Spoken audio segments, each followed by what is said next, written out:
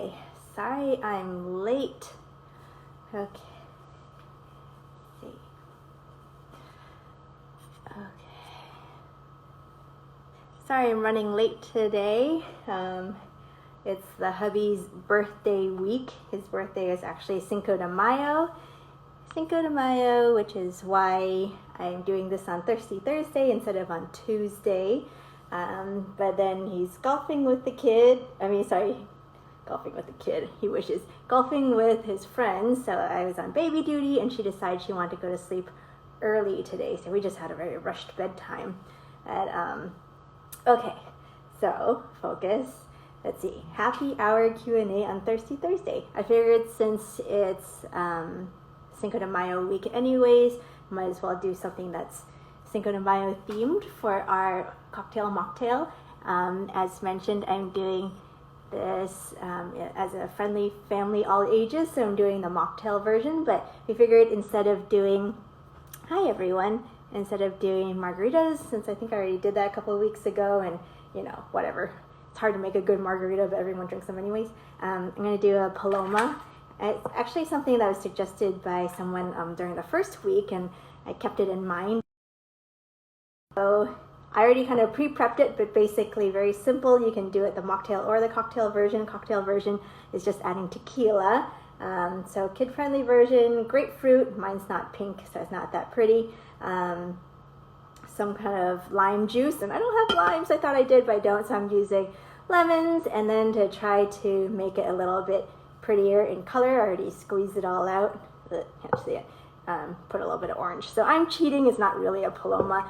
At its most basic, it's like Fresca, I think, like a grapefruit flavored soda with tequila. So I'm doing fresh grapefruit juice. I'm going to use a half of one. I used half a lemon, and I used a little bit of orange just to cut that citrusiness and make it a little bit sweeter. And then some lime soda. So I've got my cup of ice. I'm just going to put in all my juice. See, it's kind of pretty. And then top it off with my soda. Yay! I guess you could add peppers if you wanted it to be a little bit spicier and make it a little bit more holiday appropriate. And of course, I don't have a pretty anything to make as a garnish, so I'm using kumquats. Do you guys like kumquats? I kind of like kumquats, but my in-laws have all these fruit trees, so they always give us all these things, and then they just sit there and get moldy. So today I'm going to use kumquats for my garnish, and here we go, my version of a Paloma. So happy Cinco de Mayo. Can't complain. I love kumquats too. It's a kumquat with a K, not a C. I'm kind of a stickler for spelling, and Malia knows that. Okay, so getting back on track. Thanks for joining us. I know it's Thursday night, and I think everyone would much rather be out and about with their friends and enjoying a nice little something. But since we're still not quite there yet, although we're getting close, you can join me. But in that vein, for good news, we are opening up our doors. We've started with medical stuff kind of this week, so mostly like little skin cancers, and I'm starting to see in-person consults, still available virtually too, for people who just don't feel comfortable coming into the office, or just feel safer staying at home until the governor lifts that mandate. But I am taking in-office consults at this time. We're starting to schedule surgeries again. We're doing all the proper precautions with testing and social distancing, wearing PPE, just making sure that you're safe. D is the first concern, but we are seeing people, so that's very exciting. And how, if you're interested, come visit. I am officially back in Newport Beach starting on May 18th week. So that's really exciting for me too, back home. All right, tonight we are talking about eyes. Eyes are always a good topic, I feel. I think partly because I've been associated with Xena Medical for a while, and it's a dermatology practice and med spa, and a lot of what people come for in terms of rejuvenation is things in the face. And one of the biggest things in the face are eyes. And eyes, it can start happening at an early age. I've had people in their 30s who are just like, I just feel like I look really tired. I don't know what it is. Is there something that can be done? And a lot of times, when you're at that age, we kind of guide you along the non-surgical route. We say, okay, why don't we try a little Botox to lift, give you a little brow lift. Why don't we do a little bit of filler to, like mask the bags under the eyes and hide those tear troughs. Why don't we do a little bit of lasering, try to tighten up the skin around the eyes, either with a CO2 laser or something like thermage, which is radio frequency. And those are all modalities that are effective and all modalities that can kind of help you maintain or improve your current situation until such a time as you're ready to take the next step. However, there are some people, one, who just are far beyond the point where non-surgicals can help, or two, they're like, what, I don't want to have to invest every single year in fillers and Botox and lasers. I know that this is an effective surgery with good results, and I just want to get it done. So kudos to you if that's you. Kudos to you if that's not you either. Hi, Jen Denman. I'm talking about the surgical portion, obviously, since that's what I like to do. And I always tell people that eyelid surgery is an excellent entry way into plastic surgery. So I know a lot of people get nervous about going under anesthesia. They get nervous about having any kind of procedure done. But eyes is kind of like having Botox. It's something that we do right in the office. It doesn't require anesthesia. Some people get a little bit nervous, so I give them a little cocktail just to calm them, like a liquid Xanax type of thing. But a lot of people just do it under numbing medicine, and they do great. So let's start. Oh, thanks, Jen. Let's start with the upper eyes, and then we'll talk a little bit about the lower eyes. A lot of people, it's an entire package. It's not just one or the other. And there are things that I do that kind of, help target your specific needs. So whenever I look at someone and I'm doing a facial analysis, when I'm coming to see someone about the eyes, it's not just eyes, It's very easy just to focus on what the problem area is, but when it comes to the face, we always think about facial thirds. So we want to see how symmetric you are. And if there's 1/3 of the face, so this is the upper third, this is the mid third, and this is the lower third. If there's 1/3 which is much longer or much shorter than the other, then we have to kind of try and balance things out. But when we're talking about eyes, it's usually the upper third and the middle third. So when I'm talking about upper, I'm talking about brow position. And you can check this on yourself too. What you can do is, look at where your eyebrows are and feel where your bone is. So here's the edge of my bone, where the globe, the eyeball starts, and see how my eyebrow, the arch of it, is a good finger's breadth above the edge of the bone. And that's sort of my goal. I say about 2 centimeters. Everyone's a little bit different. Men obviously have straighter brows and they tend to sit a little bit lower. But for women, we want that really nice feminine arch, depending on, the style of eyebrow that you like. So that's what I look at first. Where is your eyebrow? Either the tattooed version or your natural brow, depending on where you are in life. I have mine microbladed, but it's actually my brow. So I look at that. I want to make sure it's about a finger's breadth above the edge of the brow bone. And then if that's the case, where it's low, and you can see if my eyebrow is sitting low, you can see kind of the difference it makes between this eye and this one. This one, you start seeing this extra skin. It's called lateral hooding. It's harder to see my crease. It's harder to put makeup on. A lot of times people are like, I'm peeling up my eyelid and makeup's just getting stuck in the crease, or my mascara is smudging all over the place. And that kind of gives me an idea that either your brow position is low or else you have a lot of extra eyelid skin. So that's the next thing. I moved down to the eye itself, and I look at a couple of things. I look at where your eyelash is, the lash margin is in relationship to your pupil. And that kind of tells me if you have a droopy eyelid or you have a normal eyelid, and that's the functional part. Then we look at the skin itself, and you can do this at home. I'm sure you've done this. Just pull your eyelid skin, see how far you can pull it out. And then when you release it, does it snap back right away into position, or is it kind of slow? If it's slow and sluggish, and if you feel like you can pull it really far away from your face, chances are that skin, which is the thinnest, most delicate skin in the body, has lost its elasticity, has decreased amounts of collagen, and it's just not rebounding the way it was, years ago when your eyes were nice and tight. So that tells me, and I can tell you too, that it might be time to consider doing an upper eyelid lift. So once we get to that point, we say, okay, there's no droopiness of the lid itself, and if there is, we can talk about that and fix that, but let's just focus on the cosmetic part. There's good position of your brow, so we don't have to do anything with a brow lift, but I do, or you do, have a lot of extra skin. Maybe there's puffiness, kind of on the inner corner of the eye, and everything just looks kind of droopy and sad and tired. So at that point we say, okay, an eyelid lift, an upper blepharoplasty would be a great option for you. And then we go through the process of describing how it's done. Like I said, this is done in the office. We make you very comfortable, essential oils, nice little spa-like atmosphere, a little bit of an anti-anxiety cocktail if you need it. And I do all of my drawings, and that's the most important part of the procedure, is doing the markings. And I do those with you sitting up, with your eyes open. I want you participating, because the worst thing that I can do is to take too much skin. If I take too much skin, that means when you try to close your eyes, you're not able to close all the way. This is called lag ophthalmos, and it's a real problem. The only way to recruit more skin is to take skin from somewhere else and add it back in. And doesn't that defeat the whole purpose of taking away in the first place?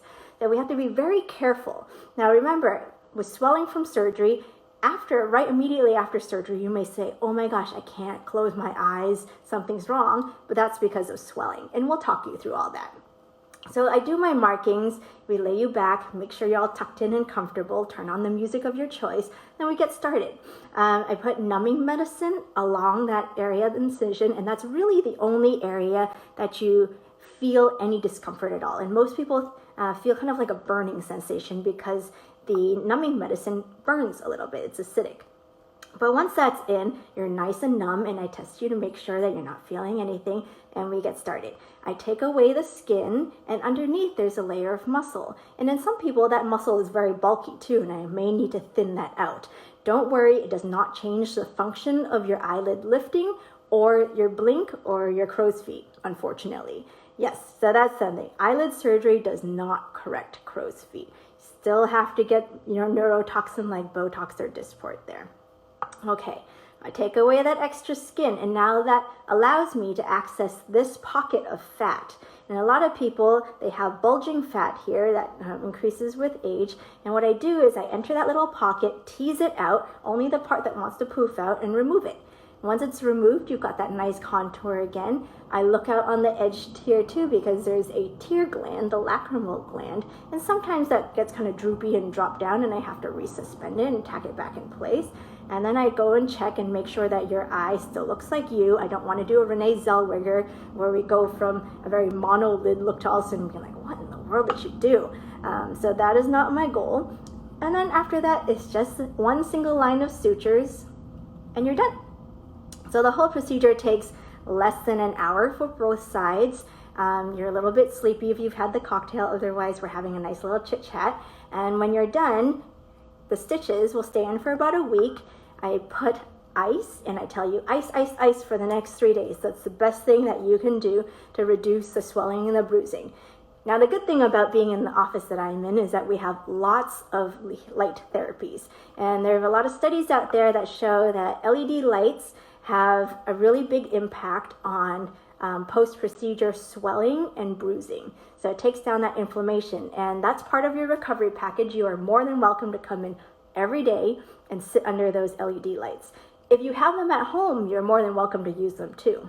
On top of that, yeah, just an hour. I know, numbing medicine, awesome. That's why upper eyelids are like a gateway into plastic surgery. But once you get in, be careful because you might get hooked. Okay, So then I see you about a week after when those stitches come out, just to make sure everything's healing well. And once the stitches come out, I usually say wait a day or two and you can start using your eye makeup. So if you think of it this way, you're having this done, say, on a Friday. By the next Friday, the stitches are out, and by Monday, you're back at work with makeup on, and no one will ever know that you had anything done. They'll look at you and say, you look really good, and then they won't be able to see. And the nice thing about those, hi Momo, scars is that they basically disappear away to nothing. So that's upper eyelids in a nutshell. Lower eyes, oops, I just poked myself in the nose. So lower eyes, and you can see for me, if you look down and you look in a mirror, you could see there's this bulging. Sometimes it's very shadowed and dark. And then you can see this kind of tear trough or this hollow here. And the reason that happens is that as we age, our cheeks, which used to be, cute and plump up here in our teens and 20s, are starting to come down. And as they come down, we get more and more hollow. Now, we get hollow here, you get hollow here. See, when I smile, I can see that kind of like aging scariness. And then our nasolabial folds get deeper. So, it's scary looking. But when I look at lower eyelids, that's what I kind of have you do is look down so you can see where all this bulging is. And the bulging tells me that there's fat in there that needs to be taken out so that you have this nice and smooth contour again. I also look at how well your eyelid does. So this is called a snap test. You pinch this and pull it out and let it snap. So see, for mine, it went right back and it hugs the eye. A lot of people, as they get older, this gets weak. So they'll let go and it just slowly kind of comes like this, or, you can see a little bit of that edge of pink. And if that's the case, then we have to have a slightly different conversation about how I can help support that bottom lid in addition to treating that eyelid bag. Now, if it's simply the eyelid bag that we're doing and you've got good quality lid test, and maybe you've got some crepiness of the skin under here that we can tighten up either with a peel or a laser. That's just like, a little frosting on top, a little cherry on top treatment. Then we talk about how we do the procedure. Again, done in the office, done with a little bit of a cocktail for anxiety, just so you take a bit of a nap. What I do this time is I like to protect the cornea, which is your eye itself. Everyone's like, oh my gosh, you're working in the eye. What if something happens? I'm very careful. I like to put contacts in. So they're metal contacts or eye shields, the same ones that we use for a CO2 laser. I put those in with numbing drops so that they're kind of like blackout shades. And that way you feel like your eyes are protected and I can work without, you worrying about me coming towards you with something sharp and pointy. Now, this is the closest to what we consider Scarless surgery. Now, the way we do this is I make an incision on the inside of the eye, on the pink. You see that there? That's where the incision goes. And by doing that, it gives me almost direct access to these fat pads here. And there are 3 fat pads that can be contributing to the problem. If you look at yourself in the mirror, you may be able to say, oh yeah, I have a huge bag out here, or it's all the way across, or it's just here. This is something that we discussed before. I mark it, and then when we're in there, I only take out the amount of fat that actually prolapses or pushes its way out. And doing that, removing that will really smooth this portion of the eye. Now you're going to say, okay, well, if you take out the fat, won't all the skin just be saggy and wrinkly? Well, the skin will tighten to an extent because we're traumatizing it enough that you are stimulating collagen. But a lot of times I do say, hey, you know what? I can give you a really nice, tight, polished look. Why don't we do a laser? Now we laser, the whole thing, tightens, shrink wraps, smooth, thing of beauty. You're already in recovery. Why not do it at the same time? So that's the lower eyelid surgery. And again, that takes less than an hour. pop the contacts out after. No stitches for that incision there. Just pull everything back up and you will be amazed. Within 48 hours, that incision has essentially disappeared. Now, if you wear contacts, I do have you wait about 2 to 3 weeks before wearing contacts again, just because I don't want any kind of eye infection. For people who have a history of dry eye, it may be drier afterwards, and that can last for a couple of months. In some rare cases, there's a little bit of irritation and redness, and I might put you on an antibiotic steroid drop. But for most people, eye drops, eye ointment at night just to keep everything well lubricated and protected, and then just letting everything heal. Again, you are more than welcome to come in every day for those light therapy. And if there is bruising, we've got this great laser called the V-beam, which can zap, zap, zap and make those bruises disappear. All included as part of your recovery.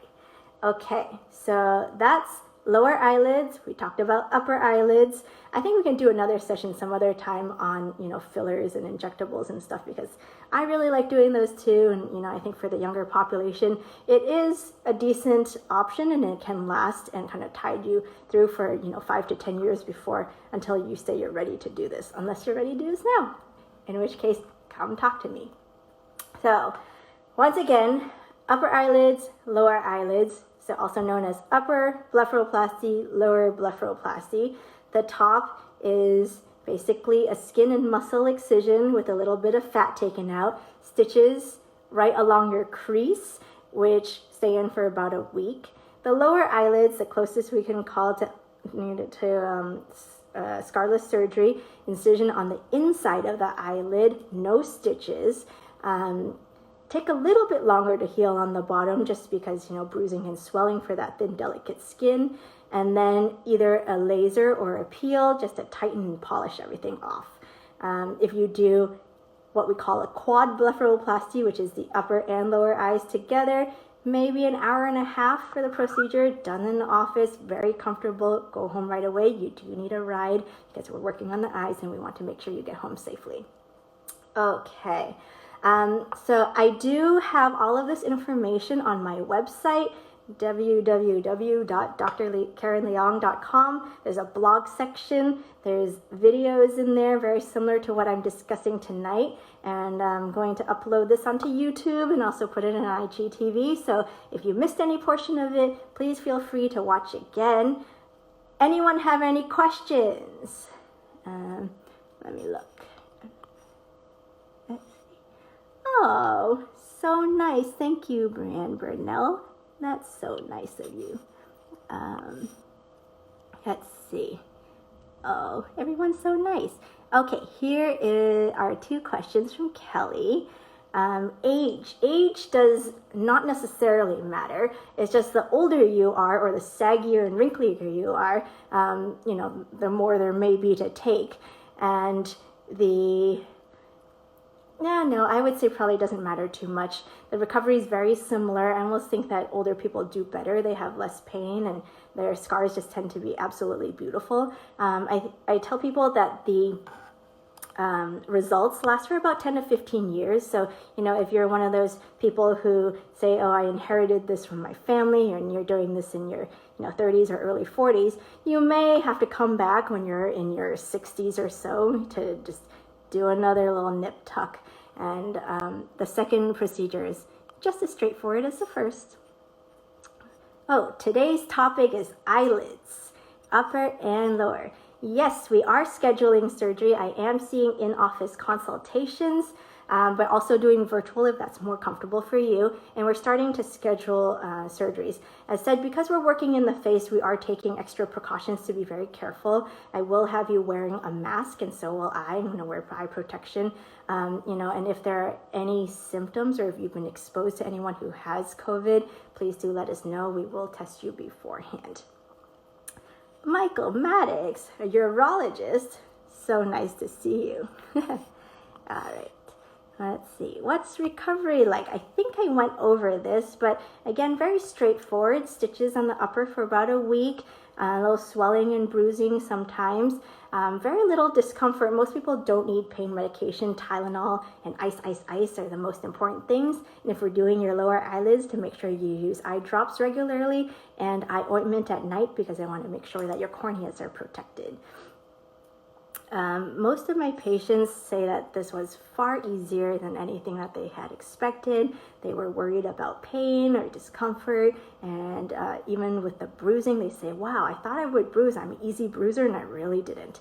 But if you do happen to bruise, or if you are a bruiser, I do tell you to take Arnica montana, which is a plant supplement at home. It's homeopathic.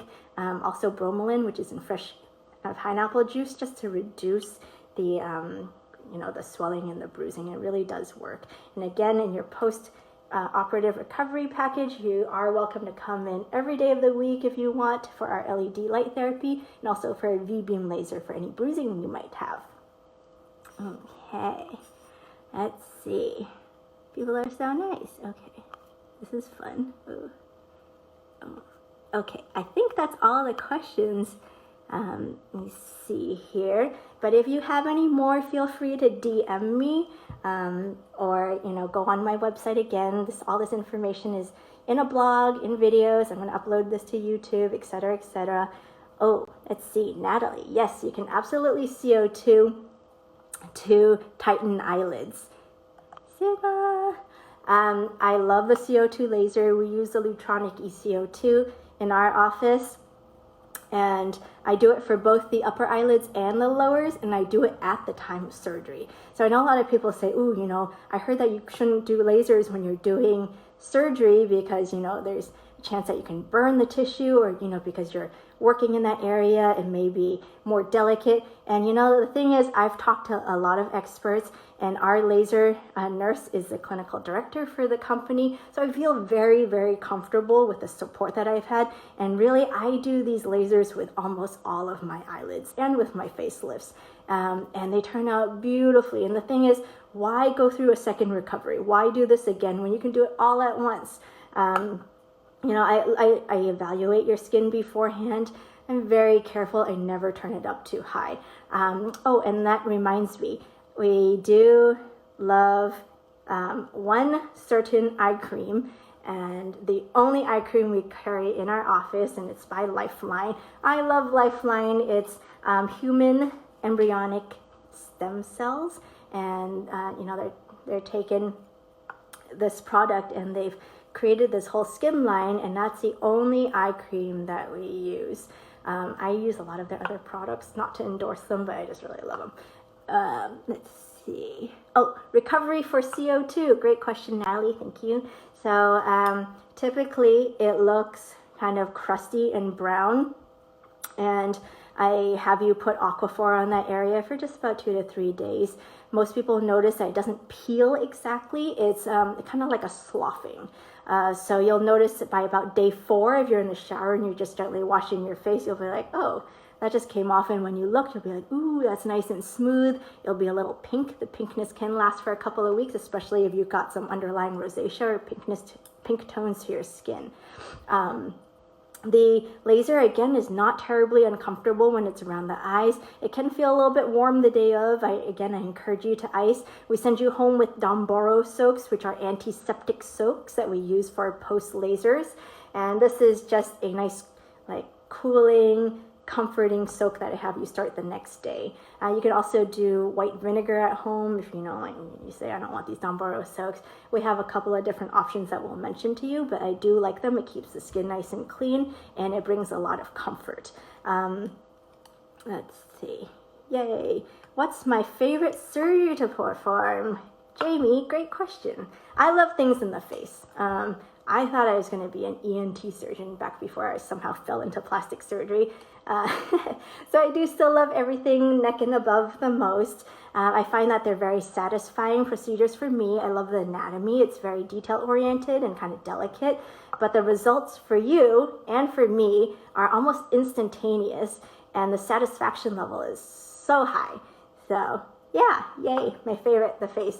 Not to say I don't love breast and tummy, blah, blah, blah, blah. But I gotta tell you, my top 3 favorite things to do: face things, Brazilian butt lifts, and vaginas. And we already talked about all those topics. So now we're gonna go move on to other things. But if you guys have ideas or questions or topics that you'd like me to cover, just send me a message or Oh, I think I got another comment. Yeah, send me a message and let me know, and then that way we can continue doing this, because the good thing about this COVID business is I'm really enjoying doing these.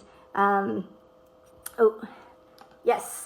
There's the money question everyone always wants to know. So you can find all the details for pricing on my procedures on my website. It's a general range, but it's fairly close, and it's pretty comparable to everything in the area. We did a lot of research before deciding on these. And if you have any concerns about financing, please do just let us know. We have financing options with Care Credit and other companies like that. And then if it's really important to you, we will work with you. We will always find a way to make it work. But typically for an eyelid surgery, the upper half and the lower half, if you do them separately, I think it's about $4,000, $4,500, something like that. Care Credit, yay, for each, the upper and the lower. Obviously, if you do them all together, we kind of package it for you and make it worth your while. Laser is a little bit extra, but again, not such a huge difference that you absolutely should do it at the same time, because it's great. All right. Oof. Thanks for everybody commenting. Yes, in office. Love in office. No anesthesia. Very comfortable. Done in an hour, hour and a half, and off you go home to ice, ice, ice. All right, so I think we're at that half-hour mark. I try not to go over too much. Again, Paloma, kind of. My version wasn't real. But if you make it and it's good, let me know, because I love grapefruit, pretty much anything. I don't think I have any tequila, but I'm sure it tastes good with vodka too. Okay, so good night. Please do check out my website, my YouTube channel, whatever. Lots of information, lots of education. Otherwise, just reach out and we'll be more than happy to either meet you virtually or in the office. So stay safe, stay cool, and happy Thirsty Thursday. Hugs and love you guys too.